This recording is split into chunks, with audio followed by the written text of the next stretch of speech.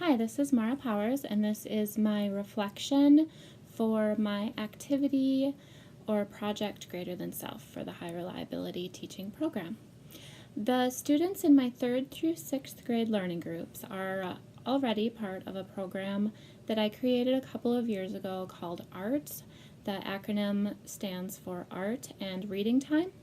Students in this program engage in activities that combine literature and artistic process, including visual and literary arts. Our themes generally include character education and the environment, as we are an environmental education school, a charter school authorized by the Audubon Center of the Northwoods in Minnesota. This I thought would be a perfect context for a project greater than self. I spent some time laying the groundwork for thinking outside of ourselves by increasing read-alouds that addressed mindfulness, social awareness, and action, children standing up for what is right and good, kindness, and community involvement. These books and following reflective activities and discussions, connecting the topics to the students themselves and their world and what they know and what they care about, really got their brains working, and they started to consider that they too had the potential to make a difference in the world outside of themselves. I use books and videos to inspire students and spark interest. Exposure to a range of different experiences, feelings, and worldview through literature has been shown to foster empathy and inquisitiveness and understanding in children. Literary sources inspire thoughts of a world outside of one's own, hold valuable life lessons, and promote an inquiring approach to new topics and ideas. The students who come to me for instruction have challenges in the areas of reading and writing, often combined with processing and communication deficits, so I designed a highly structured and supportive unit that was heavy in research, verbal communication, written expression, integrating some art, and much needed character ed, as well as the environmental literacy skills. Having recently read an article on teaching thought, not just content, I considered the importance of prioritizing critical, creative, and collaborative thinking, fostering curiosity, and encouraging interactions that help students have ideas and develop the skills needed to share those ideas with the world.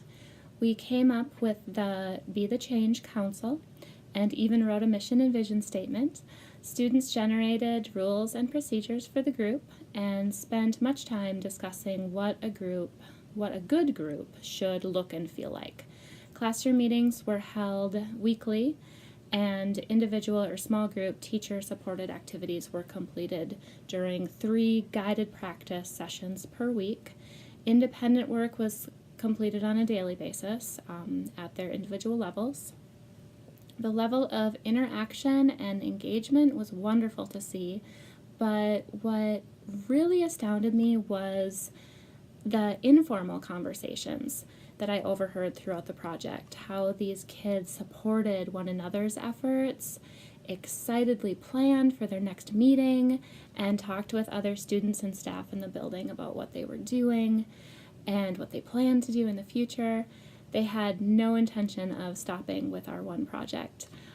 Their focuses are on animals, people, and the environment. Learning about and caring for our environment and each other are some of the fundamental basic skills when aiming to create conscientious, mindful citizens of tomorrow's world. Commanding a creative and innovative thought process will just be an invaluable asset to our future generations. Because my teaching time is so precious, I made a point to incorporate as many Minnesota standards for English language arts as I possibly could into the project and learning time, often pairing these with goals that are on my students' IEPs, just to make our time as valuable and meaningful in all ways as possible. Even considering the huge amount of content and the high level of content I was attempting to present, the students not once showed signs of boredom or indifference to what we were doing. There were definitely times where it was difficult or frustrating, as happens when new and challenging skills are being introduced, but their desire to participate and accomplish something for the greater good offered this level of motivation to push through and figure it out and keep going. Incorporating art was definitely helpful as well. Art is a huge motivator for my students. Artistic expression provides just such a positive avenue for exploring these newfound perceptions and curiosities, deepening their comprehension and encouraging the students to communicate their awareness of both self and of the greater world in imaginative and personally meaningful ways. Our first goal, Adopt a Snowy Owl, is just wrapping up, and they are already making plans for their next effort.